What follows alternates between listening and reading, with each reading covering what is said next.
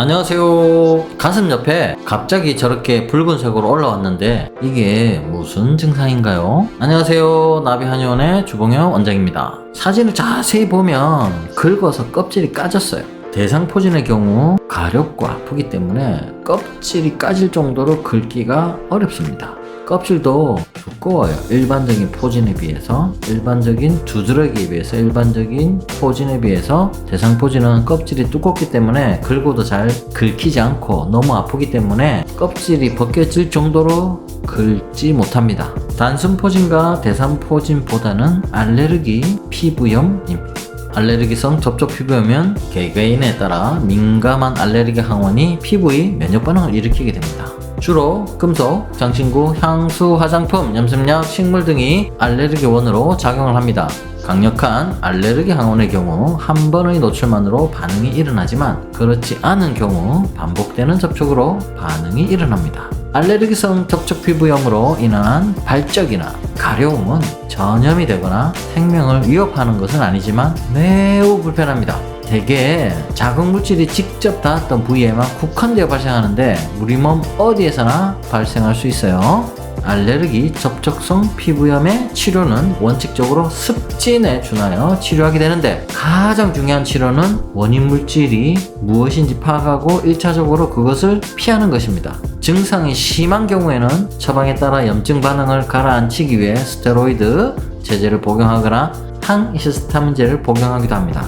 그렇지만 효과가 좋은 만큼 심한 부작용을 초래할 수 있기 때문에 무분별한 사용은 신중해야 합니다. 일단은 접촉성 피부염에 의한 가려움증이 있는 경우에는 쿨링을 해주는 것이 좋습니다. 대부분의 피부염은 피부 온도를 낮춰주는 것이 좋습니다. 피부염의 종류는 지루성 피부염, 주사 피부염, 접촉성 피부염, 두피 지루성 피부염, 지루 피부염 여러 가지가 있지만 모두 피부의 염증입니다. 습진입니다. 이럴 때에는 피부염 연고를 바르는 것보다 피부 온도를 낮춰주는 것이 중요합니다. 피부 가려움은 우리 몸에 대한 경고입니다. 피부를 가렵게 하는 것은 히스타민이라는 신경물질을 분비하기 때문인데요. 특히 피부에 있는 가려움 수용체를 자극하게 되면서 가려움 현상이 발생합니다. 긁는 행동이 반복되게 될 경우에는 피부 표피 아래쪽에 있던 신경 섬유들이 점점 활성화되면서 피부 표면까지 올라오게 됩니다. 긁는 작업이 반복되게 되면 신경 섬유 말단이 과하게 민감하게 되고 과하게 민감하게 되면서 조금만 건드려도 가려워지고 외부 염증 인자로부터 침입이 수월해집니다. 가려우시더라도 참으셔야 하고 가려움 해소를 위해 쿨링 해주는 것이 가장 좋습니다.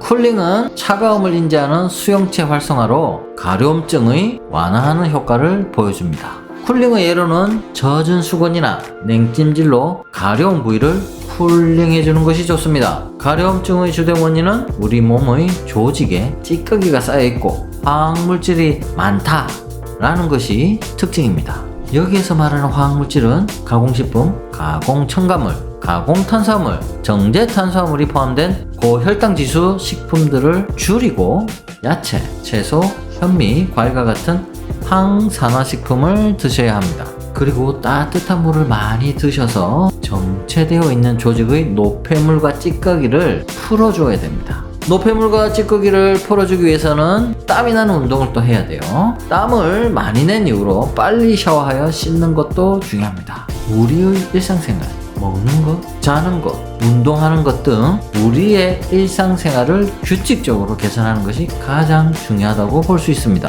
규칙적인 생활과 노력 없이 피부의 보호를 위해 약과 치료에만 의존하게 될 경우에는 결국 오염물질과 화학물질은 계속해서 쌓이게 되는 것이고 뇌회로가 차단되어 있기 때문에 뇌는 대비하지 못한 채 몸은 점점 오염되면서 약 의존성은 물론이며 심하면 고칠 수 없는 만성적인 피부병으로 누적됩니다. 접촉성 피부염은 나의 일상생활을 잘 관리해 왔는지부터 확인해 보시고 정상적인 피부로 돌아올 수 있도록 향체 균형을 잡아주시기 바랍니다.